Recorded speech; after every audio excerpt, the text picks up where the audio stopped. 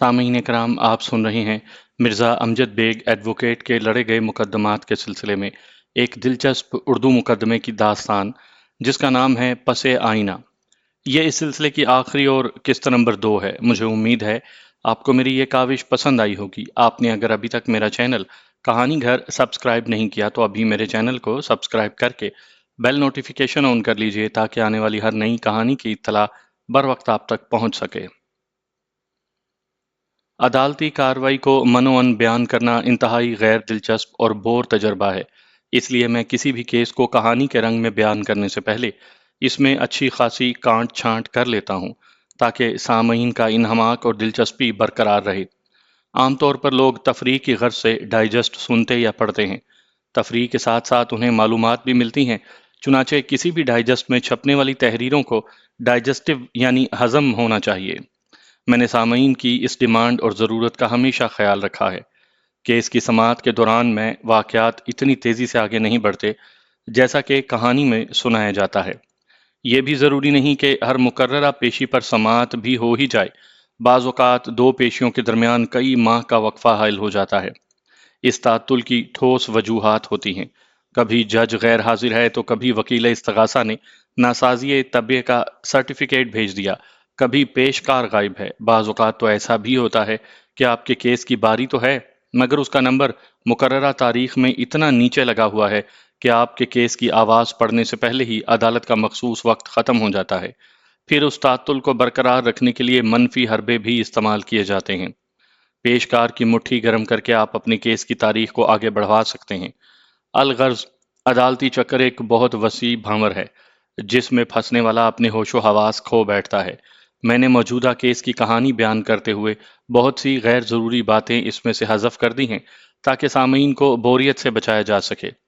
جو لوگ عدالتوں سے متعلق ہیں یا کسی بھی طور پر قانون اور عدالت سے ان کا واسطہ ہے یا پھر وہ عدالتی کارروائیوں کے چشم دید گواہ ہیں، انہیں ان کہانیوں میں فکشن کا سا تاثر ملتا ہے اور اس بات پر وہ حیرانی کا اظہار بھی کرتے ہیں کہ ایسے وکیل کا وجود کس طرح ممکن ہے جو ہر مقدمہ جیت جاتا ہو، اس نے کبھی شکست کا مزہ نہ چکھا ہو، وہ وکیل استغاثہ کے روپ میں عدالت میں نظر آئے یا وکیل صفائی کا کردار ادا کرے یا پھر محض لیگل ایڈوائزر ہی کی حیثیت سے نمودار کیوں نہ ہو، ہر صورت میں کامیابی اس کے قدم چومتی ہے۔ وہ 3-4 پیشیوں میں بڑے سے بڑے مقدمے کو چٹکی بجاتے ہوئے حل کر کے فتح حاصل کر لیتا ہے۔ یہ تمام باتیں واقعی باعث حیرت ہیں، لیکن اس سلسلے میں سامعین پر واضح کر دینا چاہتا ہوں کہ اول تو مقدمے کی مکمل کارروائی کو پیش نہیں کیا جاتا۔ وجوہات میں اوپر بیان کر چکا ہوں۔ اس میں مزید ایک وجہ کا اضافہ کر لیں کہ تفصیلی بیان کے لیے کم از کم ڈائجسٹ کے 100 صفحات کی ضرورت ہے۔ ناول کی قیمتی صفحات ضائع کر کے سامعین کے لیے بوریت کا سامان پیدا کرنا دانش مندی کے زمرے میں نہیں آتا۔ مناسب ایڈیٹنگ اور واقعات کی ترتیب میں تبدیلی سے کہانی کا ٹیمپو تیز ہو جاتا ہے جو سننے والوں کو محظوظ کرتا ہے۔ اور جہاں تک بیگ صاحب کی کامیابیوں کا سوال ہے تو یہ بات ذہن میں نقش کر لیں کہ مسلسل جیت کسی بھی شعبے میں ممکن نہیں۔ مرزا امجد بیگ کو بھی بعض مقدمات میں جزوی یا مکمل ناکامیابی ہوئی مگر ہم ان کے انتہائی کامیاب اور مارکا آرام مقدمات کو ہی سسپینس کے صفحات کی زینت بناتے ہیں۔ اس مختصر سی وضاحت کے بعد رقم الحروف بیگ صاحب کا لبادہ اڑ کر آپ کو دوبارہ اسی مقام پر لیے چلتا ہوں جہاں سے رابطہ ٹوٹا تھا۔ جیسا کہ میں پہلے بتا چکا ہوں، اس کیس میں استغاثہ کی جانب سے کل 6 گواہوں کی فہرست دائر کی گئی تھی مگر میں یہاں صرف 3 گواہوں کے بیانات اور ان پر ہونے والی اجراء کا احوال بیان کروں گا۔ صدیقہ بیگم کی گواہی مکمل ہو چکی ہے، نوری اور ملزمہ کا شوہر افتخار ابھی باقی ہیں۔ گواہوں کے بیانات شروع ہونے سے public medico legal officer, chemical examiner اور واقعاتی شہادتوں کا سلسلہ نمٹا لیا گیا تھا۔ انکوائری آفیسر سے متعلقہ تمام امور کا بھی جائزہ لے لیا گیا تھا، تاہم انکوائری آفیسر اس بات کا پابند ہوتا ہے کہ ہر پیشی پر وہ عدالت میں موجود رہے۔ پوسٹ مارٹم کی رپورٹ بتاتی تھی کہ مقتول امتیاز کی موت جمعہ اور ہفتہ کی درمیانی شب 12 بجے سے 2 بجے کے درمیان واقع ہوئی تھی۔ کیمیکل ایگزامینر، اس نے اس بات کی تصدیق کی تھی کہ مقتول کی موت کا سبب فینیو باربیٹون کی بھاری مقدار کا اس کے معدے میں پہنچنا تھا۔ ڈاکٹر کی تجویز کردہ خوراک سے زیادہ یا مرض کی عدم موجودگی میں اس دوا کی بھاری مقدار کا استعمال موت کا پیغامبر تھا، اس لیے اس کی بوتل پر پوائزن کا لفظ سرخ روشنائی میں چھپا ہوا تھا۔ آئندہ پیشی پر کوئی قابل ذکر کارروائی نہ ہو سکی۔ اسی شام اختر حسین میرے دفتر میں مجھ سے ملنے آ گیا۔ اس روز وہ عدالت میں نہیں آ سکا تھا، تاہم اس کا بیٹا اس کی جگہ عدالت میں موجود رہا تھا۔ اختر حسین نے مجھ سے دریافت کیا، بیگ صاحب، آپ کا کیا خیال ہے؟ عدالت کی کارروائی کچھ سست نہیں جا رہی؟ میں ایسا نہیں سمجھتا، میں نے کہا۔ وہ قدرے مایوسی سے بولا، ابھی تک رابعہ کی رہائی یا بریت کی کوئی صورت نظر نہیں آئی۔ میں نے اس سے پوچھا، محترم، آپ کا پہلے کبھی کسی عدالت سے واسطہ پڑا ہے؟ نہیں، اس نے نفی میں سر ہلاتے ہوئے کہا۔ ٹریفک کی چھوٹی موٹی بے قاعدگی پر ٹریفک پولیس والوں ہی سے معاملہ نپٹ جاتا ہے۔ اللہ کا شکر ہے مجھے زندگی میں کبھی عدالت کا منہ نہیں دیکھنا پڑا۔ پھر وہ اچانک اداس ہو گیا اور افسردہ لہجے میں بولا، رابعہ کی وجہ سے عدالت سے سابقہ پڑا ہے، اللہ خیر ہی کرے۔ میں نے مناسب الفاظ میں اس کی دل جوئی کی۔ میرے تسلی آمیز جملوں نے اس کی افسردگی خاصی حد تک کم کر دی۔ وہ بولا، بیگ صاحب، آپ کی باتوں سے حوصلہ ملتا ہے، ورنہ میں تو بعض اوقات بالکل ہی مایوس ہو جاتا ہوں۔ محترم، عدالتی کارروائی کی مثال ٹریفک جیم میں پھنسی ہوئی کسی گاڑی کی سی ہے۔ وہ اگرچہ باقاعدہ چلتی ہوئی نظر آتی ہے، مگر دھیرے دھیرے رینگتی رہتی ہے۔ اگر ڈرائیور خود کو بچانے پر توجہ مرکوز رکھے اور کوئی سنگین غلطی نہ کرے تو بالآخر اپنی منزل پر پہنچ جاتا ہے۔ یہ مثال اختر حسین کے پیشے سے لگا کھاتی تھی، اسی لیے پسند آنے کے ساتھ ساتھ یہ فوری طور پر اس کی سمجھ میں بھی اتر گئی۔ وہ مجھے دعائیں دیتے ہوئے رخصت ہو گیا۔ منظر پھر اسی عدالت کا تھا اور گواہوں کے کٹہرے میں افتخار کی گھریلو ملازمہ نوری کھڑی تھی۔ نوری اگرچہ ایک ماسی تھی، اس کی حیثیت ملازمہ جیسی تھی، مگر اس نے اپنے قبیل کی دوسری عورتوں کی بنسبت خود کو خاصا سنبھال کر رکھا ہوا تھا۔ اس کا پہناوا اور رنگ ڈھنگ بھی عام ملازموں جیسے نہیں تھے۔ میں نے اس کی عمر کا اندازہ 35 کے قریب لگایا۔ وہ متناسب جسم کی مالک، نک سک سے درست، ایک معقول صورت اور پرکشش عورت تھی۔ نوری اپنا حلفیہ بیان ریکارڈ کروا چکی تو وکیل صفائی سوالات کے لیے اس کے قریب پہنچ گیا۔ اس نے کھنکار کر گلا صاف کیا اور اپنے کام میں مصروف ہو گیا۔ نوری، اس نے استغاثہ کے گواہ کو مخاطب کرتے ہوئے پوچھا، تم کسی دباؤ کے تحت تو گواہی دینے نہیں آئی ہو؟ نہیں جی، مجھ پر کسی قسم کا کوئی دباؤ نہیں ہے۔ وکیل استغاثہ نے معنی خیز انداز میں میری جانب دیکھتے ہوئے کہا، عام طور پر یہ خیال کیا جاتا ہے کہ گھریلو ملازمین کو ان کے مالکان دباؤ میں لا کر اپنی مرضی کا بیان دینے کے لیے مجبور کر دیتے ہیں۔ اس مقدمے کے مدعی تمہارے مالک یعنی افتخار صاحب ہیں، اس لیے میں نے پوچھا تھا کہ تم اپنی مرضی سے گواہی دے رہی ہو یا اس سلسلے میں تمہاری کسی مجبوری کا ہاتھ ہے۔ تمہارے جواب نے مجھے مطمئن کر دیا ہے۔ نوری خاموشی سے وکیل استغاثہ کے اگلے سوال کا انتظار کر رہی تھی۔ وکیل استغاثہ نے پوچھا، نوری، تمہاری بڑی مالکن یعنی صدیقہ بیگم نے تمہارے حوالے سے جس انکشاف انگیز حقیقت کا ذکر کیا ہے، کیا تم اس کی تصدیق کرتی ہو؟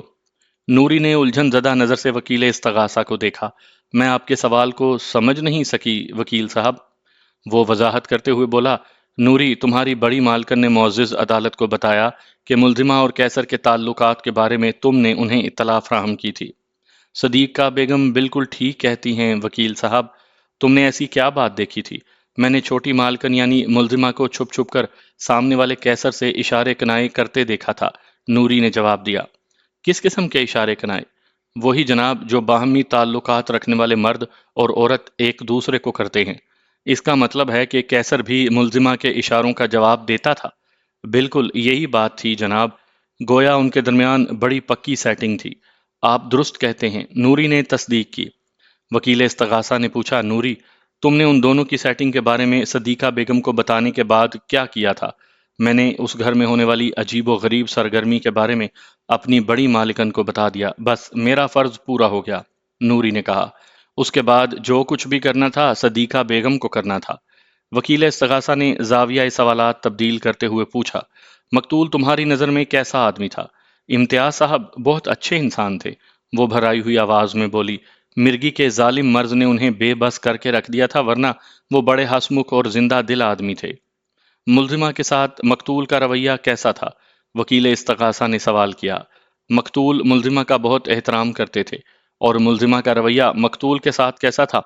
اس نے پوچھا۔ بس ٹھیک ہی تھا، نوری نے جواب دیا، جیسا کہ گھر کے باقی افراد کے ساتھ تھا ویسا ہی مقتول کے ساتھ بھی تھا۔ وکیل استغاثہ نے کہا، نوری، تمہارے جواب سے تو اندازہ ہوتا ہے کہ ملزمہ کا رویہ اس گھر کے افراد کے ساتھ کچھ زیادہ اچھا اور قابل ذکر نہیں تھا۔ بس یوں ہی سمجھ لیں، وہ مبہم سے لہجے میں بولی۔ دراصل ملزمہ اپنے آپ کو کوئی توپ قسم کی چیز سمجھتی تھی، اس لیے دوسروں کے ساتھ وہ زیادہ گھل مل کر رہنا پسند نہیں کرتی تھی۔ وکیل استغاثہ نے کہا، اور اس کا اپنے شوہر افتخار کے ساتھ بھی اسی قسم کا رویہ تھا؟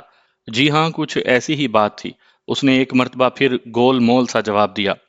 جب آغاز ہی میں وکیل استغاثہ نے گواہ سے یہ سوال کیا تھا کہ آیا وہ کسی دباؤ کے زیر اثر تو گواہی دینے نہیں آئی، تو میں فوراً سمجھ گیا تھا کہ گواہ نوری کو اس کا سبق بہت اچھی طرح رٹوا دیا گیا ہوگا، اور اب وکیل استغاثہ کے سوالات کی نوعیت میرے اس خیال کی تصدیق بھی کر رہی تھی۔ وکیل استغاثہ نے گواہ کو مخاطب کرتے ہوئے سوال کیا، نوری، تمہیں یاد ہوگا کہ ملزمہ وقوعہ سے کچھ عرصہ پہلے روٹ کر اپنے میکے چلی گئی تھی؟ ہاں، مجھے اچھی طرح یاد ہے۔ اس کی ناراضی کی کیا وجوہات تھیں؟ نوری نے جواب دیا، ملزمہ اور کیسر کے تعلقات مقتول کے علم میں آ گئے تھے، اور پھر بات افتخار صاحب تک جا پہنچی تھی۔ افتخار صاحب کی باز پرس کے جواب میں ملزمہ ناراض ہو کر اپنے میکے چلی گئی۔ واقعات و حالات کی تفصیل بتاتی ہے کہ اس موقع پر ملزمہ نے اپنے دیور کی کردار کشی کرتے ہوئے اس پر دست درازی کا الزام بھی لگایا تھا۔ وکیل استغاثہ نے ٹٹولنے والے انداز میں کہا، لیکن افتخار نے اس کی بات کا یقین نہیں کیا تھا۔ وہ ٹھہری ہوئی آواز میں بولی، افتخار صاحب بہت سمجھدار اور پڑھے لکھے انسان ہیں، غلط اور صحیح کا فرق کر سکتے ہیں۔ اگر انہوں نے ملزمہ کی بے بنیاد بات پر یقین نہیں کیا تو اس سے ان کی ذہانت کا اندازہ ہوتا ہے۔ اس کا مطلب ہے تمہارے نزدیک بھی ملزمہ کا الزام بے بنیاد اور جھوٹا تھا؟ وکیل استغاثہ نے پوچھا۔ وہ بولی، آپ بالکل درست کہہ رہے ہیں، امتیاز صاحب اس کردار کے انسان نہیں تھے۔ وکیل استغاثہ گواہ سے مقتول کے کردار کی سند حاصل کر کے جانے کیا ثابت کرنا چاہتا تھا؟ نوری کے جواب پر اس نے پوچھا، ملزمہ کے کردار کے بارے میں تم کیا کہتی ہو؟ ملزمہ کا کردار کوئی ڈھکا چھپا راز نہیں۔ وہ میری موکلہ کی جانب انگلی اٹھاتے ہوئے بولی، کیسر سے اس کے تعلقات کسی بھی طور سراہے جانے کے قابل نہیں، اور اس نے امتیاز صاحب کو زہر دے کر موت کے منہ میں جو دھکیلا ہے، اس عمل سے اس کا کردار کسی تعارف کا محتاج نہیں رہا۔ مزید ایک دو سوالات کے بعد وکیل استغاثہ نے اپنی جرح موقوف کر دی۔ اپنی باری پر میں جرح کے لیے نوری والے کٹہرے کے پاس آ کر کھڑا ہو گیا۔ میں نے گواہ سے پہلا سوال کیا، نوری، تمہیں افتخار صاحب کے گھر میں کام کرتے ہوئے کتنا عرصہ ہوا ہے؟ اس نے جواب دیا، تقریباً 5 سال۔ اس کا مطلب ہے افتخار صاحب کی شادی تمہاری موجودگی ہی میں ہوئی تھی؟ اس نے اس بات میں جواب دیا۔ میں نے پوچھا، مجھے پتا چلا ہے کہ تم کل وقتی ملازمہ ہو اور ہفتے میں صرف ایک دن گھر جاتی ہو۔ جی ہاں، میں جمعے کی چھٹی کرتی ہوں، اس نے بتایا۔ جمعرات کو کام ختم کرنے کے بعد رات 9 بجے میں اپنے گھر چلی جاتی ہوں اور ہفتے کی صبح 8 بجے ڈیوٹی پر آ جاتی ہوں۔ میرا گھر افتخار صاحب کے بنگلے سے زیادہ دور نہیں، کچھ فاصلے پر ایک کچی آبادی ہے جہاں میں رہتی ہوں۔ میں نے پوچھا، نوری، کیا تم شادی شدہ ہو؟ اس نے اس بات میں گردن ہلا دی۔ میں نے سوال کیا، تمہارے بچے کتنے ہیں؟ 2، اس نے جواب دیا۔ ایک 7 سال کی بچی ہے اور دوسرا لڑکا ہے، 10 سال اس کی عمر ہے۔ میں نے پوچھا، تمہارے شوہر کو اس بات پر اعتراض نہیں ہوتا کہ تم ہفتے میں 6 دن گھر سے مکمل طور پر باہر رہتی ہو؟ میرا شوہر یہاں نہیں بلکہ گاؤں میں رہتا ہے، نوری نے جواب دیا۔ پھر بلوچستان کے ایک گاؤں کا نام بھی بتایا اور کہا، وہ وہاں کھیت میں مزدور ہے، ہم یہاں شہر میں رزق اور روزگار میں لگے ہوئے ہیں۔ ان سرسری سوالات کے بعد میں اصل موضوع کی طرف آ گیا۔ نوری، یہاں اس وقت جس مقدمے کی سماعت ہو رہی ہے، اس میں تم استغاثہ کی گواہ کی حیثیت سے عدالت میں موجود ہو۔ میری موکلہ پر اس کے دیور کے قتل کا الزام ہے، اور وجہ قتل ایک دیرینہ دشمنی ہے، اس لیے سوچ سمجھ کر میرے سوالات کے جوابات دینا۔ میں نے ایک لمحہ رک کر اس کے چہرے کا جائزہ لیا۔ وہ منتظر نظر سے مجھے دیکھ رہی تھی۔ میں نے پوچھا، نوری، تم نے اپنی بڑی مالکن یعنی صدیقہ بیگم کو یہ بتایا تھا کہ ملزمہ اور کیسر کے درمیان قابل اعتراض تعلقات پروان چڑھ رہے ہیں، اس بات میں کس حد تک حقیقت ہے؟ یہ بات 100% درست ہے۔ تم نے تھوڑی دیر پہلے وکیل استغاثہ کو یہ بھی بتایا ہے کہ تم ان مذکورہ تعلقات کی عینی شاہد بھی ہو؟ میں نے سوال کیا۔ ہاں، میں نے خود اپنی آنکھوں سے ملزمہ اور کیسر کے درمیان اشاروں کا تبادلہ ہوتے دیکھا ہے، اس نے جواب دیا۔ تم نے کبھی ان دونوں کو آپس میں ملتے جلتے بھی دیکھا ہے؟ وہ تامل کرتے ہوئے بولی، نہیں۔ پھر تم کس بنا پر یہ دعویٰ کرتی ہو کہ ان کے درمیان پکی سیٹنگ تھی؟ میں نے تیز لہجے میں کہا۔ تم نے وکیل استغاثہ کے جواب میں لفظ سیٹنگ کی تصدیق کی ہے۔ مجھے اعتراض ہے جناب اعلیٰ۔ وکیل استغاثہ کی آواز عدالت کی فضا میں ارتعاش پیدا کر گئی۔ وکیل صفائی الفاظ کے داؤ پیچ سے معزز گواہ کو ہراساں کرنے کی کوشش میں ہے۔ میں نے ایسی کوئی کوشش نہیں کی، یور آنر۔ میں نے جج کی جانب دیکھتے ہوئے کہا، اگر گواہ ملزمہ اور کسی کیسر کے مابین قابل اعتراض تعلقات کی تصدیق کر رہی ہے تو اسے اس تصدیق کی بنیاد بھی فراہم کرنا ہوگی۔ ملزمہ اور کسی کیسر کے درمیان دیکھے جانے والے اشارے یہ ثابت نہیں کرتے کہ ملزم اپنی شوہر سے بے وفائی کی مرتکب ہو رہی تھی یا اس کے کیسر سے اس نوعیت کے تعلقات تھے، معاشرے کی نگاہ میں جو معیوب سمجھے جاتے ہیں۔ نوری نے میرے سوال کا جواب دیتے ہوئے کہا، ملزمہ اور کیسر کے درمیان میں نے جو اشارے بازی دیکھی تھی اس سے میں نے اندازہ لگا لیا کہ وہ ایک دوسرے سے کوئی سنجیدہ تعلق استوار کر چکے ہیں۔ گویا سب کچھ تمہارے اندازے پر چل رہا تھا، میں نے طنزیہ انداز میں کہا۔ وہ خاموش رہی، تاہم میں نے محسوس کیا کہ وہ کچھ بے چین ہو گئی تھی۔ میں نے کہا، نوری، تم نے اپنے اندازوں سے جو نتیجہ اخذ کیا وہ تم نے صدیقہ بیگم تک پہنچا دیا۔ تم نے کیسر کے حوالے سے کوئی تصدیق کی اور نہ ہی صدیقہ بیگم نے ایسی کوئی زحمت گوارا کی۔ چنانچہ میری موکلہ کو خواہ مخواہ گناہ گار تصور کر لیا گیا، جس کا نتیجہ سب کے سامنے ہے۔ نوری نے کہا، میں نے جو دیکھا اور محسوس کیا وہ اپنی مالکن کو بتا دیا۔ تصدیق اور تفتیش میری ذمہ داری تھی اور نہ ہی یہ میرا فرض بنتا ہے۔ تم ٹھیک کہتی ہو، میں نے سراہنے والے انداز میں کہا، پھر پوچھا، کیا اس روز تم گھر ہی میں تھی جب میری موکلہ کا اپنے شوہر کے ساتھ جھگڑا ہوا تھا؟ اس نے نفی میں گردن ہلاتے ہوئے جواب دیا، نہیں۔ تم اس روز کہاں تھی؟ میں نے پوچھا۔ وہ بولی، میں اپنے گھر میں تھی۔ کیوں؟ کیونکہ وہ جمعے کا دن تھا، اس نے بتایا، اور جمعے کو میری چھٹی ہوتی ہے۔ میں نے کہا، بہت خوب۔ پھر اس کی آنکھوں میں جھانکتے ہوئے بات کو آگے بڑھایا، کیا یہ ایک اتفاق نہیں کہ وقوعہ کے روز بھی تم چھٹی پر تھیں؟ مقتول کی موت جمعہ اور ہفتے کی درمیانی شب واقع ہوئی تھی۔ ہاں، اسے اتفاق ہی کہہ سکتے ہیں، وہ آنکھیں مٹکاتے ہوئے بولی، مگر یہ حقیقت بھی ہے جسے جھٹلایا نہیں جا سکتا۔ میں نے سوالات کا زاویہ تھوڑا سا تبدیل کر دیا اور گواہ نوری سے استفسار کیا، نوری، تم نے وکیل استغاثہ کو تھوڑی دیر پہلے بتایا ہے کہ مقتول ملزمہ کا بہت احترام کرتا تھا۔ وہ ایک زندہ دل ہنسمکھ انسان تھا، لیکن ملزمہ کا رویہ اس کے ساتھ اچھا نہیں تھا۔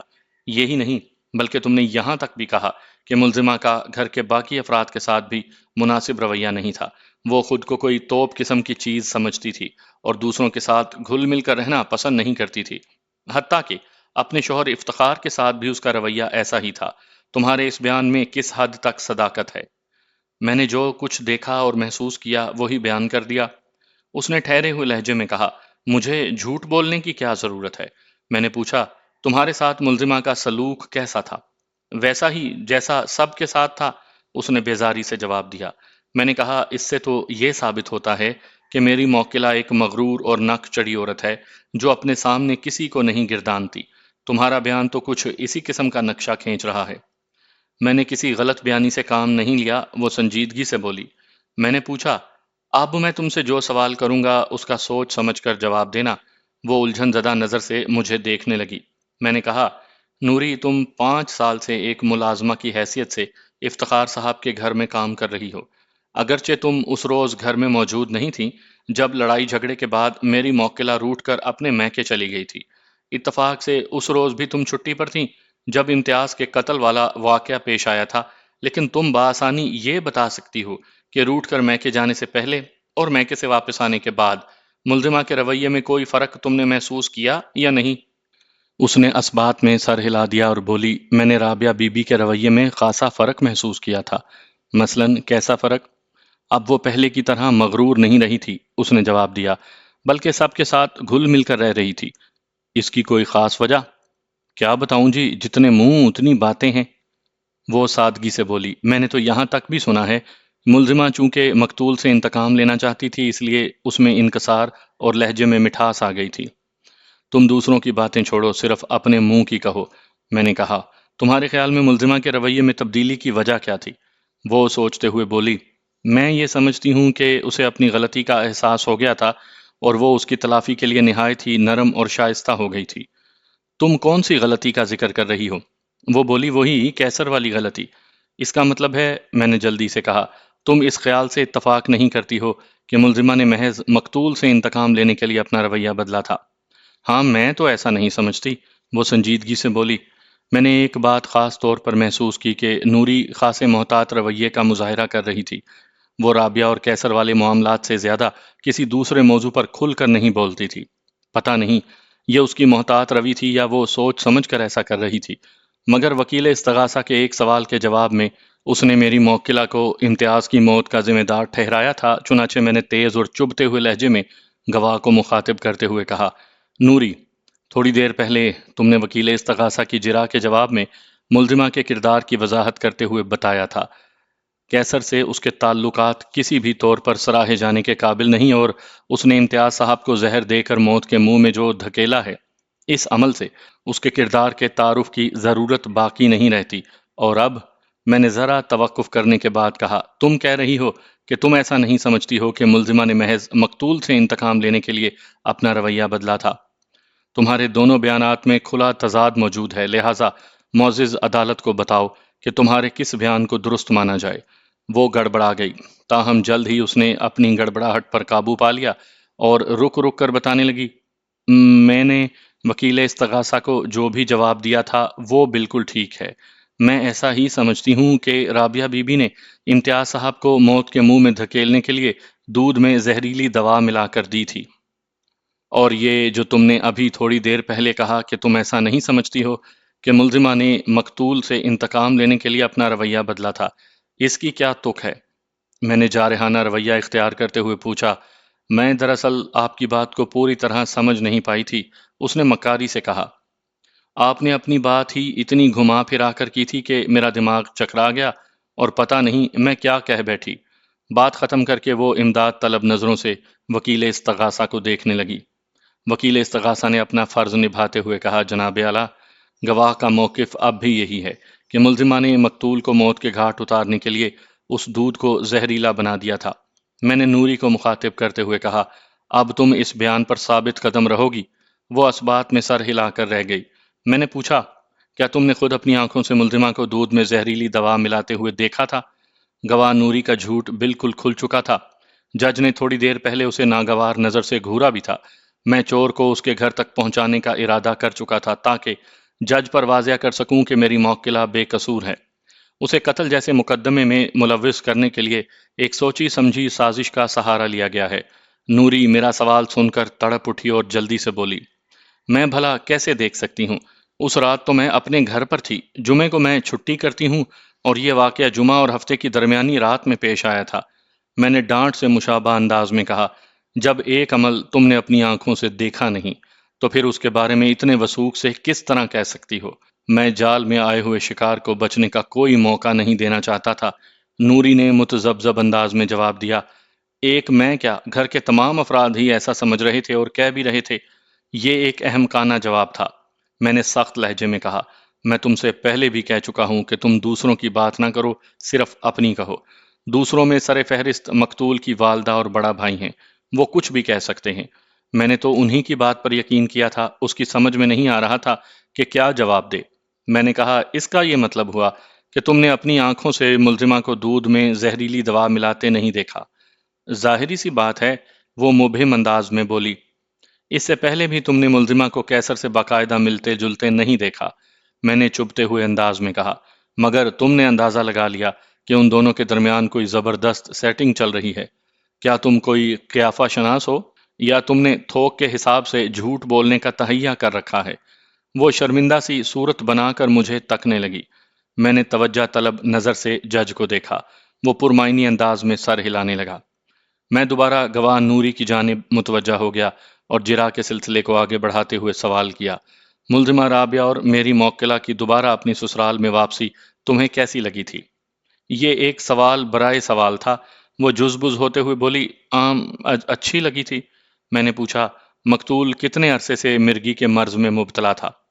میرے آنے سے پہلے ہی وہ بیمار تھے، اس نے جواب دیا۔ مجھے پتا چلا تھا کہ وہ لگ بھگ 8 سال سے اس مرض کا شکار تھے۔ مقتول کے کمرے میں دودھ کون پہنچاتا تھا؟ اپنی موجودگی میں تو میں خود ہی پہنچاتی تھی، یا پھر رابعہ بی بی دے آتی تھی۔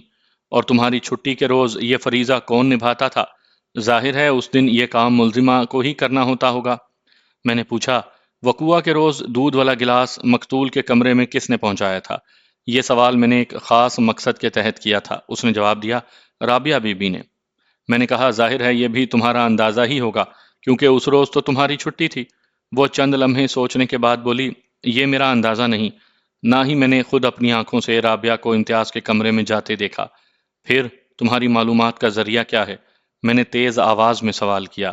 کیا تم یہ کہنا چاہتی ہو کہ تمہیں غائب کی باتیں معلوم ہونے لگی ہیں؟ نہیں، ایسی کوئی بات نہیں، وہ قطعیت سے بولی۔ مجھے اس بارے میں افتخار حسین نے بتایا تھا۔ صدیقہ بیگم نے اس کی تصدیق بھی کی تھی۔ رابعہ مجھے بتا چکی تھی کہ وقوعہ کے روز دودھ کا گلاس امتیاز کے کمرے میں افتخار نے پہنچایا تھا۔ جب سے وہ دوبارہ سسرال میں آئی تھی، اس نے امتیاز کے کمرے میں جانا چھوڑ دیا تھا، یا پھر اس وقت جاتی تھی جب وہاں گھر کا کوئی اور فرد بھی موجود ہو۔ لیکن نوری سراسر غلط بیانی سے کام لیتے ہوئے بتا رہی تھی کہ امتیاز کو دودھ پہنچانے یا تو وہ جاتی تھی یا پھر رابعہ۔ اس دروغ گوئی کا ایک ہی مطلب تھا کہ استغاثہ نے اسے یہ بیان اچھی طرح رٹوا دیا تھا۔ مزید دو چار سوالات کر کے میں نے جرا ختم کر دی۔ گواہی کے لیے اگلی باری افتخار کی تھی۔ وہ اس وقت عدالت کے برآمدے میں موجود تھا۔ واضح رہے کہ عدالت کے کمرے میں ایک وقت میں صرف ایک گواہ کی گواہی لی جاتی ہے، تاکہ اس کے بیان سے دوسرے گواہ لا علم رہیں اور ان کی گواہی متاثر نہ ہو۔ جج نے تشویشناک نظر سے دیوار گیر کلاک کو دیکھا۔ عدالت کا مقررہ وقت ختم ہونے میں صرف 5 منٹ باقی تھے۔ اس دوران میں افتخار کی گواہی نہیں لی جا سکتی تھی، لہذا جج نے آئندہ تاریخ دے کر عدالت برخاست کر دی۔ افتخار کی عمر لگ بھگ 38 سال رہی ہوگی۔ وہ گواہی دینے عدالت پہنچا تو خاصا سنجیدہ دکھائی دیا۔ میں نے اسے ایک آدھ مرتبہ پہلے بھی دیکھا تھا اور اس وقت وہ مجھے اتنا سنجیدہ اور خاموش طبع نہیں لگا تھا۔ سچ بولنے کا حلف اٹھانے کے بعد اس نے اپنا بیان ریکارڈ کروایا۔ یہ اس بیان سے ملتا جلتا تھا جو وہ پہلے پولیس کو دے چکا تھا۔ گواہ کے مطابق ملزمہ سے اس کی شادی اس کی مرضی کے خلاف ہوئی تھی۔ اس نے محض باپ کی عزت رکھنے کے لیے وہ شادی کی تھی۔ شاید یہی وجہ تھی کہ میاں بیوی میں وہ انڈرسٹینڈنگ پیدا نہ ہو سکی جو اس رشتے کا خاصہ ہے۔ افتخار نے ملزمہ کی چڑچڑی طبیعت کا بھی تذکرہ کیا اور اس واقعے کو بڑھا چڑھا کر پیش کیا جب میری موکلہ روٹھ کر اپنے میکے چلی گئی تھی۔ یہ بات واضح نظر آئی تھی کہ وہ بیوی کے خلاف اپنے بھائی کی حمایت پر کمر بستہ تھا۔ شروع سے آخر تک رابعہ کے لیے اس کا رویہ انتہائی افسوسناک اور دشمنانہ تھا۔ یوں دکھائی دیتا تھا جیسے وہ جلد از جلد اپنی بیوی سے جان چھڑانے کا ارادہ رکھتا ہو۔ گواہ اور اس مقدمے کے مدعی کا بیان ریکارڈ ہو چکا تو وکیل استغاثہ مختلف سوالات سے اس کے بیان کی توثیق میں اپنی پیشہ ورانہ صلاحیتوں کو آزماتا رہا۔ اس کی پہلی اور آخری کوشش یہی تھی کہ وہ عدالت کو باور کروا دے گواہ نے جو بیان دیا ہے اس کا ایک ایک لفظ سچائی سے تراشا گیا ہے۔ آدھے گھنٹے کے بعد جب وکیل استغاثہ اپنی جرا ختم کر کے مخصوص کرسی پر جا بیٹھا تو میں جج سے اجازت حاصل کرنے کے بعد گواہ افتخار کے کٹہرے کے پاس کھڑا ہو گیا۔ افتخار صاحب، میں نے اسے مخاطب کرتے ہوئے کہا، آپ کا پورا نام کیا ہے؟ اس نے جواب دیا، افتخار حسین۔ میں نے کہا، افتخار حسین، کیا یہ سچ ہے کہ باپ کی وفات کے بعد گارمنٹ فیکٹری کا انتظام اور انصرام آپ کے ہاتھ میں آ گیا ہے؟ جی ہاں، یہ سچ ہے، اس نے ٹھہرے ہوئے لہجے میں بتایا، اور اس کی وجہ یہ ہے کہ اور کوئی میری مدد کرنے والا ہے بھی نہیں۔ امتیاز اگر تھا بھی تو اس کی صحت اس بات کی اجازت نہیں دیتی تھی کہ وہ کاروباری امور میں میرا ہاتھ بٹا سکے۔ گویا آپ ہی فیکٹری اور گھر کے مالک و مختار ہیں؟ میں نے پوچھا۔ وہ کندھے اچکاتے ہوئے بولا، ظاہری سی بات ہے۔ آپ کے بیڈ روم میں سرخ جلد والی ایک ڈائری موجود ہے، میں نے اس کے چہرے پر نگاہ جماتے ہوئے کہا، جس میں آپ اپنی دن بھر کی خاص خاص باتیں سونے سے پہلے مختصراً درج کر دیتے ہیں۔ یہ ایک طرح سے آپ کا معمول بھی ہے۔ وہ جواب دینے کے بجائے الٹا مجھ سے پوچھنے لگا، آپ کو یہ بات کس نے بتائی ہے؟ مجھے اس ڈائری اور افتخار کی عادت کے بارے میں رابعہ سے معلوم ہوا تھا۔ اس ڈائری کے حوالے سے رابعہ نے اور بھی بہت سی باتیں مجھے بتائی تھیں جب ہی میں اس سلسلے میں گواہ سے استفسار کر کے اپنا کیس پکا کر رہا تھا۔ میں نے گواہ کو ڈانٹتے ہوئے سخت لہجے میں کہا، تم سوال نہیں کرو گے، میں نے جو پوچھا ہے اس کا جواب دو۔ کیا تم سرخ جلد والی کسی ایسی ڈائری کی اپنے بیڈ روم میں موجودگی سے انکاری ہو جو BBS والوں کی شائع کردہ ہے اور جس میں تم اپنی روزمرہ کی یادداشتیں تحریر کرتے رہتے ہو؟ وہ چند لمحے تشویشناک انداز میں سوچتا رہا۔ میں نے کہا، اگر تم نے انکار میں جواب دیا تو تمہارے بیڈ روم کی باقاعدہ تلاشی بھی لی جا سکتی ہے۔ جج اور وکیل استغاثہ سمیت تمام حاضرین عدالت میری جرح کے انداز پر حیران تھے۔ یہ ایک انتہائی غیر روایتی سی جرح تھی۔ بالآخر جج نے مجھ سے پوچھ ہی لیا، بیگ صاحب، کیا مذکورہ ڈائری کا زیر سماعت کیس سے کوئی تعلق ہے؟ بہت گہرا تعلق ہے جناب اعلیٰ، میں نے مؤدبانہ انداز میں کہا۔ یہ ڈائری اس کیس میں ریڑھ کی ہڈی جیسی حیثیت رکھتی ہے۔ کیا ہے اس ڈائری میں؟ جج نے مجھ سے استفسار کیا۔ میں نے کہا، جناب اعلیٰ، ایک مصلحت کے تحت ابھی میں اس بات کو کھولنا نہیں چاہتا۔ جج نے یہ سنتے ہی گواہ کو ہدایت کی کہ وہ میرے سوال کا جواب ہاں یا نہ میں دے۔ اس کے ساتھ ہی یہ بات واضح کر دی کہ انکار کی صورت میں اس کی خانہ تلاشی کے احکام جاری کر دیے جائیں گے۔ وہ چوہے دان میں پھنسے ہوئے کسی ستم رسیدہ چوہے کی مانند اپنے حمایتی وکیل کو دیکھنے لگا۔ وکیل استغاثہ بذات خود حیرت کے سمندر میں غوطے کھا رہا تھا۔ وہ گواہ کی کیا داد رسی کرتا، کیونکہ جج کی طرف سے ہدایت جاری ہوئی تھی، اس لیے افتخار کو جواب دیتے ہی بنی۔ اس نے بتایا، جس ڈائری کا آپ تذکرہ کر رہے ہیں وہ اس وقت بھی میرے بیڈ روم میں موجود ہے اور ڈائری لکھنا کوئی جرم نہیں۔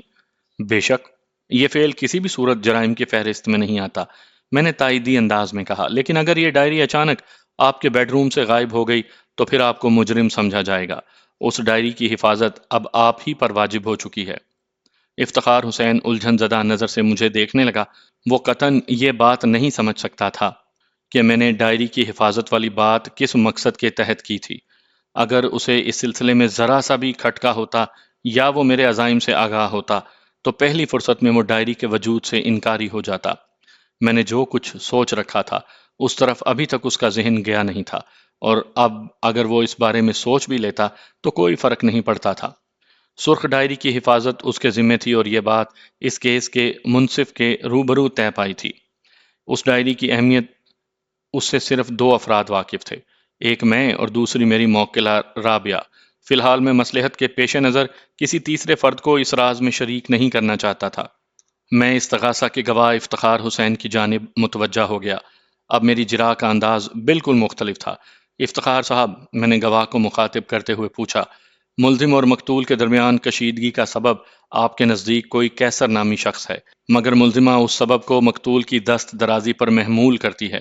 میری موکلہ کے مطابق اگر وہ مقتول کی بات مان لیتی اور اس کا ساتھ دینے کو تیار ہو جاتی تو کیسر نامی شخص کے فرضی حوالے سے اس پر ایک نہ کردہ فعل کا الزام عائد نہ کیا جاتا۔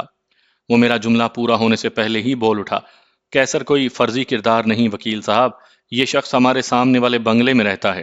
میں نے اس کی کچھ فہمی دور کرتے ہوئے کہا، میں نے اس کردار کو فرضی نہیں کہا بلکہ اس کے حوالے کو فرضی کہا ہے۔ شاید آپ نے میری بات غور سے نہیں سنی۔ میں نے آپ کی بات پوری توجہ سے سنی ہے، وہ فخریہ انداز میں بولا۔ کیسر نہ کوئی فرضی کردار ہے اور نہ اس کا حوالہ بوگس ہے۔ میں گواہ کو جس طرف کھلانا چاہتا تھا وہ اسی طرف موو کر چکا تھا۔ میں نے اس کی آنکھوں میں جھانکتے ہوئے کہا، اس کا مطلب ہے آپ کو اس بات کا یقین تھا کہ آپ کی بیوی سامنے والے کیسر سے ملوث ہو چکی ہے؟ یقین نہ کرنے والی کون سی بات ہے، وہ عجیب سے لہجے میں بولا۔ ہماری نوری نامی ملازمہ اور خود میرے بھائی امتیاز نے ان دونوں کو ایسی حرکتیں کرتے دیکھا تھا جو شرفاء کے نزدیک معیوب سمجھی جاتی ہیں۔ میں نے استہزائیہ انداز میں کہا۔ شرفاء کا لفظ آپ نے خوب استعمال کیا ہے۔ وکیل استغاثہ فوراً بیچ میں کود پڑا۔ وکیل صاحب، کیا آپ کو میرے گواہ کی شرافت پر کوئی شک ہے؟ باخدا مجھے ان کے شریف ہونے پر کوئی اعتراض نہیں، میں نے سرسری انداز میں کہا۔ میں تو صرف یہ واضح کرنا چاہتا ہوں کہ شرفاء کے یہاں اول تو اس نوعیت کے امراض پھوٹتے ہی نہیں، اور اگر ایسا کوئی ناگوار واقعہ سامنے آ ہی جاتا ہے تو اسے افہام و تفہیم سے نمٹایا جاتا ہے۔ معاملے کی تصدیق کیے بغیر فریق ثانی کو گناہ گار نہیں ٹھہرایا جاتا۔ پھر اگر فریق ثانی واقعی قصوروار ثابت ہو جائے تو بھی اسے اصلاح کا موقع دیا جاتا ہے۔ افتخار نے تیز لہجے میں کہا، میں نے رابعہ کو ایسا موقع فراہم کیا تھا۔ میں آپ کی بات کو سمجھ نہیں پایا ہوں، میں نے کہا۔ کیا آپ نے اس کے مبینہ جرم کی تصدیق کی تھی؟ کیسی تصدیق؟ وہ اکھڑے ہوئے لہجے میں بولا۔ میں نے کہا، آپ نے کیسر سے استفسار کیا تھا؟ مجھے کیا ضرورت پڑی تھی اس کے منہ لگنے کی؟ وہ ترش لہجے میں بولا۔ جب اپنا مال ہی ٹھیک نہ ہو تو دوسرے کو کیا دوش دوں؟ اس کے خبیثانہ رویے نے مجھے کوفت میں مبتلا کر دیا۔ میں نے سخت لہجے میں پوچھا، افتخار صاحب، یہ شادی آپ کی مرضی کے خلاف ہوئی تھی، بعد میں بھی آپ دونوں کے درمیان انڈرسٹینڈنگ پیدا نہ ہو سکی، آپ نے اپنی بیوی کو کبھی پسندیدگی کی نظر سے بھی نہیں دیکھا، پھر آپ کے بقول اس کا گھناؤنا کردار آپ کے سامنے آیا جس کی بنا پر ابھی آپ نے اسے خراب مال قرار دیا۔ میں ایک لمحہ سانس لینے کے لیے رکا، پھر بات جاری رکھتے ہوئے کہا، اس صورتحال میں تو آپ کو چاہیے تھا کہ پہلی فرصت میں ملزمہ کو اپنی زندگی سے علیحدہ کر دیتے، مگر آپ تو اسے لینے سیدھے پاپوش نگر جا پہنچے۔ نہ صرف جا پہنچے بلکہ آپ نے اپنے سابقہ رویے پر ندامت کا اظہار بھی کیا۔ وہ چیخ سے مشابہ آواز میں بولا، یہ جھوٹ ہے، بالکل جھوٹ ہے۔ میں نے جو کچھ کہا ہے وہ حق اور سچ تھا۔ مجھے اپنے کسی عمل پر پشیمانی یا ندامت کا اظہار کرنے کی ضرورت نہیں ہے۔ یہ پروپیگنڈا اختر حسین کا ہے کہ میں خود چل کر اس کے پاس پہنچا تھا، جبکہ حقیقت یہ ہے کہ اسی کی منت خوشامد سے مجبور ہو کر میں پاپوش نگر رابعہ کو لینے گیا تھا، اور رابعہ نے واضح الفاظ میں مجھ سے وعدہ کیا تھا کہ آئندہ کسی قسم کی شکایت کا موقع نہیں دے گی۔ وہ جوش جذبات میں دروغ گوئی کی انتہا کو چھونے لگا، تو میں نے سوالات کا زاویہ تبدیل کرتے ہوئے اس سے پوچھا، افتخار صاحب، آپ کا مقتول بھائی کتنے عرصے سے مرگی جیسے خطرناک مرض کا شکار تھا؟ وہ سانس درست کرنے کے بعد بولا، پچھلے 8 سال سے۔ اس نے تعلیم کہاں تک حاصل کی تھی؟ وہ ایف اے کے بعد آگے نہیں پڑھ سکا تھا، اس نے بتایا، کیونکہ اسے مرگی کے دورے پڑنے لگے تھے۔ شروع میں ان دوروں میں بہت کم شدت تھی اور ان کا عرصہ بھی یعنی دورانیہ بھی کم تھا۔ پھر علاج شروع ہوا تو یہ دورانیہ اور بڑھنے لگا اور دوروں کی تعداد کم ہونے لگی۔ اب وہ پہلے والی شدت بھی نہیں رہی تھی۔ میں نے پوچھا، اس سلسلے میں مقتول کو کون سی ادویات استعمال کرائی گئی تھی؟ اس علاج کا آغاز تو فینو باربیٹون سے ہوا تھا، اس نے بتایا۔ بعد میں وقت گزرنے کے ساتھ ساتھ نسخے میں کمی بیشی ہوتی رہی۔ اس دوران میں امتیاز نے فینو باربیٹون کے علاوہ ایلپیم، فیزیم، ٹوفرانل اور ٹیگریٹول بھی استعمال کی ہے۔ میں نے پوچھا، کیا یہ سچ ہے کہ آخری دنوں میں مقتول کے معالج نے فینو باربیٹون بند کر دی تھی؟ جی ہاں، یہ بالکل درست ہے۔ مقتول کے معالج کا نام بتائیں گے آپ؟ اس نے شہر کے ایک معروف ماہر امراض دماغ یعنی نیورولوجسٹ کا نام بتایا۔ مذکورہ شخص کا اپنا ایک ذاتی پرائیویٹ ہسپتال بھی تھا۔ میں نے پوچھا، افتخار صاحب، کیا آپ کو اس نیورولوجسٹ کی پیشہ ورانہ مہارت اور قابلیت پر بھروسہ ہے؟ بھروسہ تھا تو میں اپنے بھائی کا علاج اس سے کروا رہا تھا نا، وہ بگڑے ہوئے لہجے میں بولا۔ میں نے کہا، بھروسہ تھا کہ نہیں بلکہ بھروسہ ہے کی بات کر رہا ہوں۔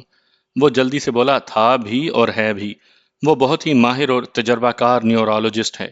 شکریہ افتخار صاحب، میں نے دوستانہ انداز میں کہا۔ گواہ نے جواب میں حیرت بھری نظروں سے مجھے دیکھا۔ اس وقت وکیل استغاثہ بھی الجھن زدہ نگاہ سے مجھے تک رہا تھا۔ دونوں کی سمجھ میں یہ بات نہیں آئی ہوگی کہ میں نے شکریہ کس بات پر ادا کیا تھا۔ میں نے ان کی ناسمجھی کی پرواہ کیے بغیر اپنے کام میں مصروف رہا۔ افتخار صاحب، میں نے گواہ کو مخاطب کرتے ہوئے استفسار کیا، وقوع کی رات مقتول کے کمرے میں دودھ والا گلاس کس نے پہنچایا تھا؟ اسی نے، اور کس نے؟ اس نے اپنی بیوی میری موکلہ اور اس مقدمے کی مبینہ ملزمہ رابعہ کی جانب اشارہ کیا۔ اس اشارے میں بھی نفرت جھلکتی تھی۔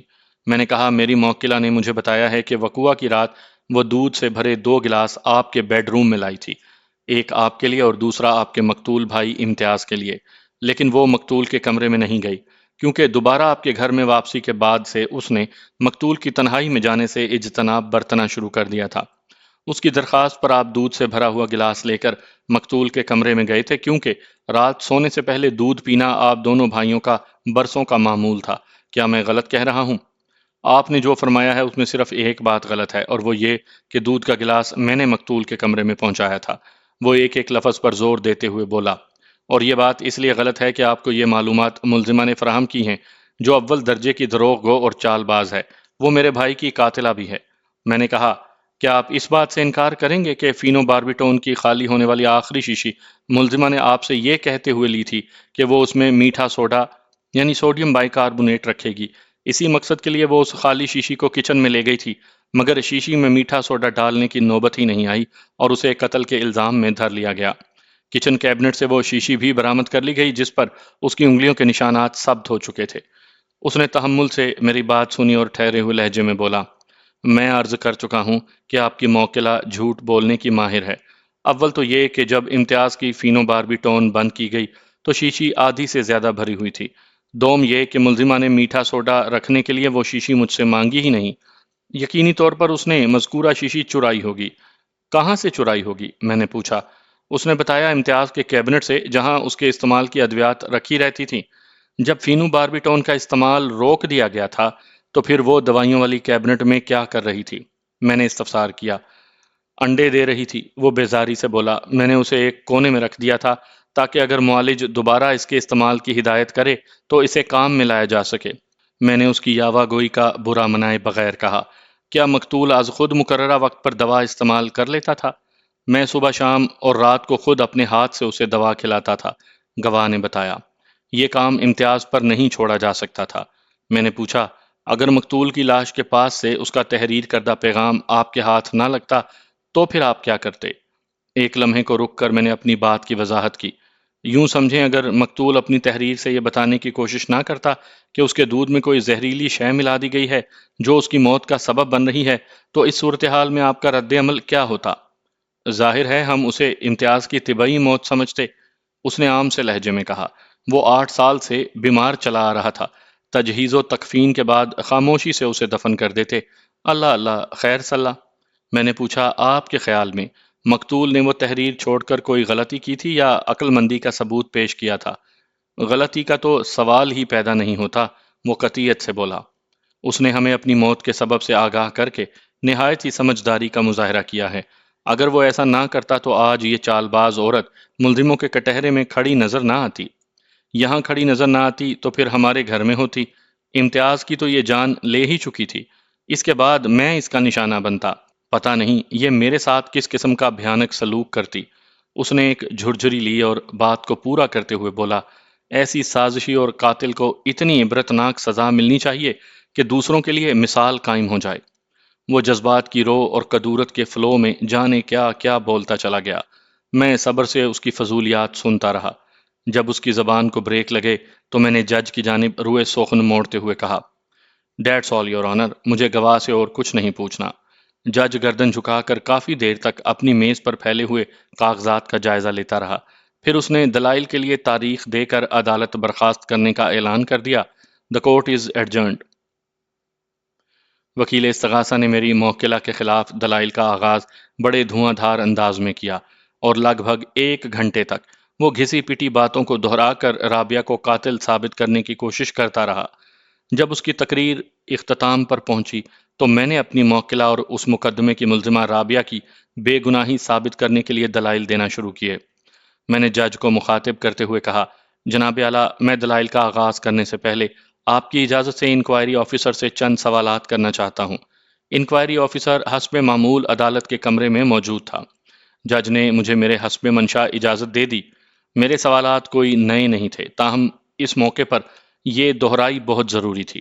جج کی میز کے ایک کونے پر وقوعہ سے ملنے والی اشیاء سیلوفن بیگ میں محفوظ پڑی تھیں۔ میں نے فینو باربیٹون کی خالی بوتل آفیسر کے سامنے لہراتے ہوئے پوچھا، آیو صاحب، کیا یہ وہی زہریلی دوا والی خالی بوتل ہے نا جو مقتول کے کچن کیبنٹ سے آپ کو ملی تھی؟ اس پر ملزمہ کے فنگر پرنٹس بھی پائے گئے تھے۔ بالکل یہ وہی شیشی ہے، اس نے جواب دیا۔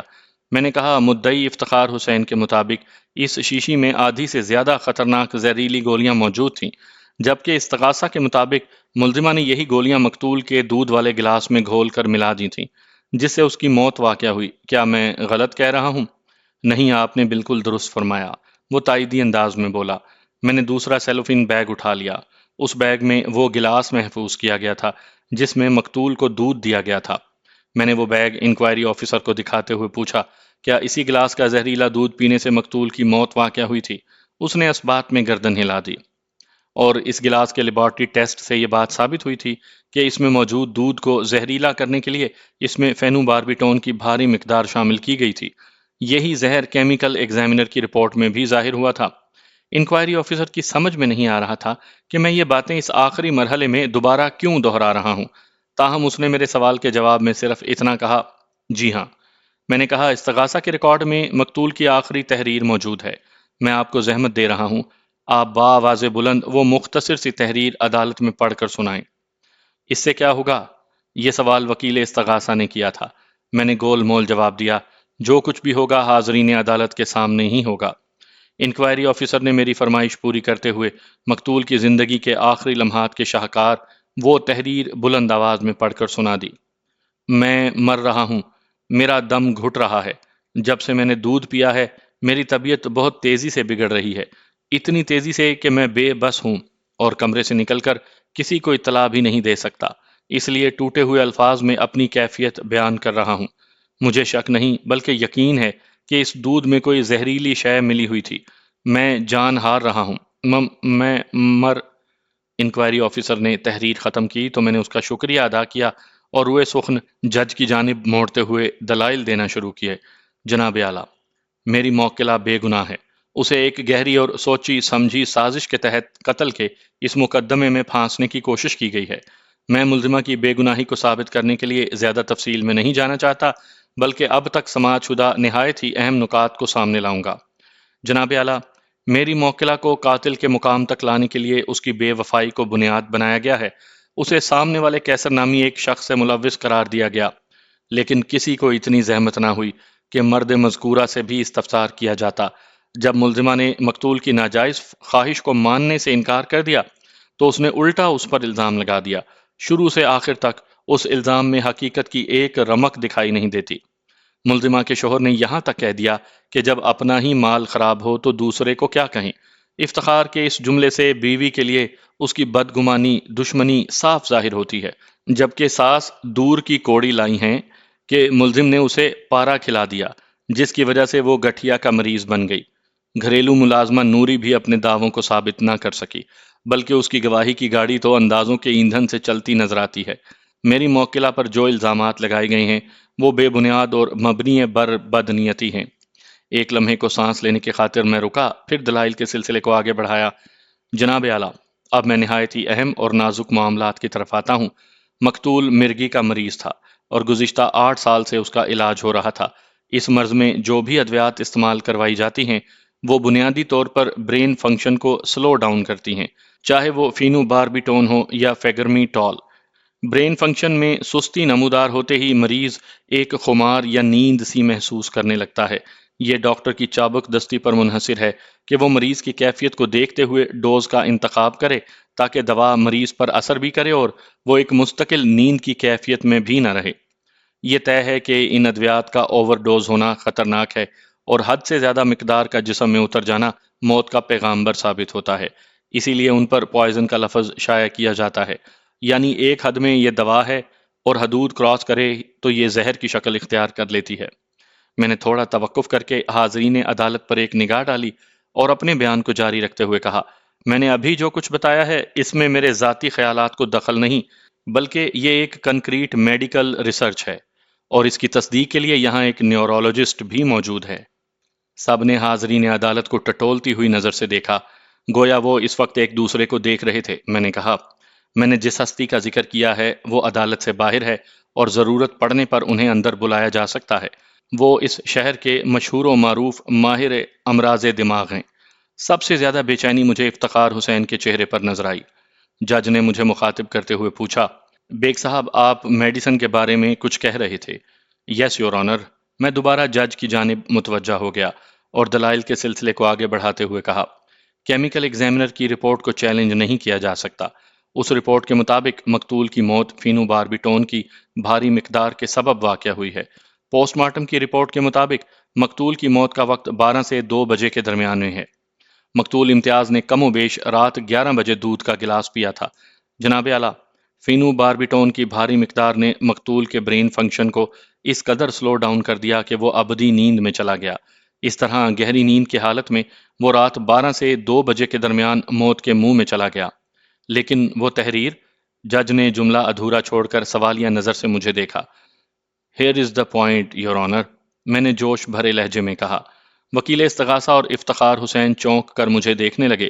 میں نے ٹھوس انداز اختیار کرتے ہوئے کہا، جناب اعلیٰ، اگر کیمیکل ایگزامینر کی رپورٹ کو درست مانا جائے تو پھر مقتول کی موت فینو باربیٹون کے زہر سے واقع ہوئی ہے۔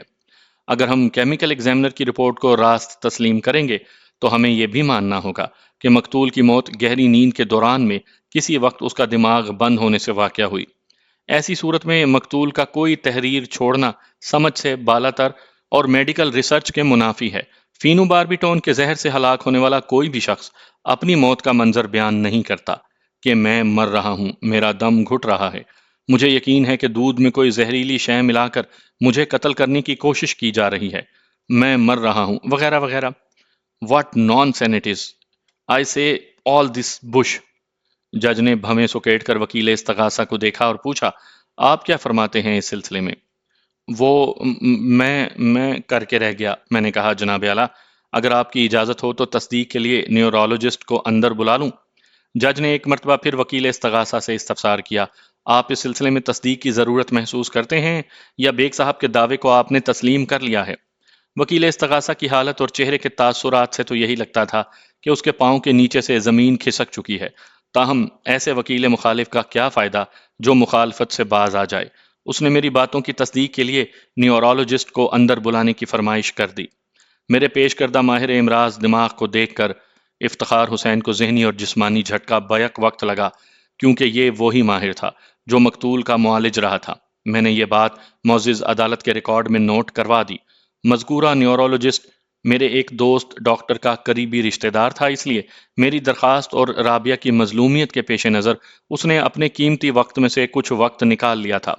اس نے گواہوں کے کٹہرے میں آ کر میری باتوں کی تصدیق کی اور جج سے درخواست کی کہ اگر مزید کوئی ضروری بات نہ پوچھنی ہو تو اسے جانے دیا جائے۔ جج نے بخوشی اسے رخصت کی اجازت دے دی۔ جج نے مجھے مخاطب کرتے ہوئے پوچھا، بیگ صاحب، اگر مقتول کی موت حالت نیند میں واقع ہوئی تو پھر مقتول کی اس تحریر کو کس خانے میں فٹ کریں؟ اس خانے اور فٹنگ کے بارے میں تو استغاثہ کو بتانا چاہیے۔ میں نے وکیل استغاثہ اور انکوائری آفیسر کو باری باری دیکھا اور کہا، میں تو صرف اتنی رہنمائی کر سکتا ہوں کہ استغاثہ کو اس فٹنگ کے لیے سرکٹ ڈایاگرام فراہم کر دوں۔ آپ اپنی بات کی وضاحت کریں گے بیگ صاحب؟ جج بھی میری معنی خیز گفتگو سے الجھ کر رہ گیا تھا۔ میں نے کھنکار کر گلا صاف کیا اور گمبھیر آواز میں کہا، جناب اعلیٰ، مقتول سے منسوب وہ نقلی تحریر کیس فائل میں موجود ہے۔ آپ اس صفحے کا جائزہ لیں تو استغاثہ کے جھوٹ کی کلئی کھل جائے گی۔ مذکورہ صفحہ ظاہر کرتا ہے کہ وہ 22 اگست سے متعلق امور کے اندراج کے لیے مخصوص تھا۔ جج نے فوراً اس صفحے کا سرسری معائنہ کیا اور کہا، یہ تو کسی ڈائری سے پھاڑا یا نکالا گیا ہے۔ ایگزیکٹلی یور آنر، میں نے اپنی فائلوں پر ہاتھ مارتے ہوئے پرجوش انداز میں کہا، یہ صفحہ واقعی ایک ڈائری سے نکالا گیا ہے، ایسی ڈائری جو BBS والوں کی شائع کردہ ہے۔ اس کی جلد سرخ ہے اور استغاثہ کا معزز گواہ بتا چکا ہے کہ وہ ڈائری اس کے بیڈ روم میں موجود ہے، جس میں وہ اپنی روزمرہ کی یادداشتیں رقم کرتا ہے۔ میں نے رک کر طنزیہ نظر سے عدالت میں موجود افتخار حسین کو دیکھا اور کہا، مقتول سے منسوب اس موت کی منظر کشی کرنے والی تحریر کے بارے میں اس کا بڑا بھائی افتخار حسین ہی کوئی وزنی بات بتا سکتا ہے۔ اس شخص کو یہ اعزاز بھی حاصل ہے کہ مقتول سے اس کی زندگی میں ملنے والا یہ آخری آدمی ہے، کیونکہ وقوعہ کی رات سونے سے پہلے اسی نے دودھ کا گلاس مقتول تک پہنچایا تھا۔ ڈائری کے صفحے والی بات مجھے رابعہ کی زبانی معلوم ہوئی تھی۔ وکیل استغاثہ نے آخری کوشش کے طور پر ایک کمزور سا اعتراض اٹھایا، میرے فاضل دوست، آپ جس ڈائری کے گواہ کے پاس موجودگی کا ذکر کر رہے ہیں وہ اکلوتی شائع نہیں ہوئی ہوگی، اور بھی ہزاروں لوگوں کے پاس اس قسم کی ڈائریاں ہوں گی، یقیناً ہوں گی، میں نے تصدیقی انداز میں کہا، لیکن ان کا 22 اگست کے لیے مخصوص صفحہ غائب نہیں ہوگا۔ میں نے ایک لمحے کے توقف سے اضافہ کیا، ہاتھ کنگن کو آرسی کیا ہے، پڑھے لکھے کو فارسی کیا ہے۔ معزز عدالت کی ہدایت پر گواہ افتخار حسین نے اپنی مذکورہ ڈائری کو محفوظ رکھا ہوگا۔ اس کی ڈائری کو دیکھ کر دودھ کا دودھ اور پانی کا پانی بآسانی کیا جا سکتا ہے۔ جج نے عدالت کے کمرے میں موجود افتخار حسین کی جانب نظر دوڑائی۔ شاید وہ اس ڈائری کے سلسلے میں استفسار کرنا چاہتا تھا، لیکن افتخار تھوڑی دیر پہلے جہاں موجود تھا اب وہاں دکھائی نہیں دے رہا تھا۔ پتہ نہیں کس وقت وہ چپکے سے کھسک لیا تھا۔ اس بھگوڑے کے اچانک غائب ہو جانے سے ہمارے لیے صورتحال مزید بہتر ہو گئی۔ جج نے متعلقہ عدالتی عملے، انکوائری آفیسر اور وکیل استغاثہ سے واضح طور پر کہہ دیا کہ آئندہ پیشی پر مفرور افتخار حسین کو عدالت میں پیش کیا جائے تاکہ اس کیس کا آخری کانٹا بھی نکال لیا جائے۔ آئندہ پیشی کی تاریخ 2 روز کے بعد کی تھی۔ گزشتہ پیشی پر افتخار حسین نے جس رویے کا مظاہرہ کیا تھا، اس نے اس کی ذات کو شکوک و شبہات کی دبیز چادر میں لپیٹ دیا تھا۔ پولیس نے آئندہ پیشی سے پہلے ہی اسے اپنی تحویل میں لے کر حقیقت حالات اگلوا لی۔ چنانچہ 2 روز بعد معمولی سی کاروائی کے بعد میری موکلہ رابعہ کو قتل کے اس جھوٹے مقدمے سے بری کر دیا گیا۔ افتخار نے پولیس کسٹڈی میں اقرار جرم کر لیا۔ وہ لالچی طبیعت کا مالک ایک حریص شخص تھا۔ چھوٹے بھائی کی طویل بیماری کو وہ خود پر ایک بوجھ سمجھتا تھا۔ اس کے ساتھ ساتھ وہ اپنی بیوی سے بھی چھٹکارا چاہتا تھا۔ اس کی نظر فیکٹری اور بنگلے پر لگی تھی۔ ماں چند دن کی مہمان تھی۔ اس نے مال و جائیداد کے لالچ میں اپنے بھائی کی جان لے لی اور قاتل کے طور پر اپنی بیوی کو نامزد کرنے کی پوری کوشش کی تھی، مگر اس کا یہ خواب پورا نہ ہو سکا۔ بالآخر وہ اپنے ہی پھیلائے ہوئے جال میں پھنس کر جیل کی سلاخوں کے پیچھے پہنچ گیا۔ ہم جو کچھ دیکھ رہے ہوتے ہیں، یہ ضروری نہیں کہ سب کچھ ایسا ہی ہو۔ انسان بڑی حیرت انگیز مخلوق ہے۔ ہر چہرے کے پیچھے ایک دوسرا چہرہ پوشیدہ ہے۔ جو کچھ آئینے میں ہمیں نظر آتا ہے، اس سے کہیں زیادہ اور مختلف پس آئینہ بھی موجود ہوتا ہے۔ دولت کی ہوس انسان کے چہرے کو اس قدر مسخ کر دیتی ہے کہ آئینے میں اس کا عکس نہیں ابھرتا۔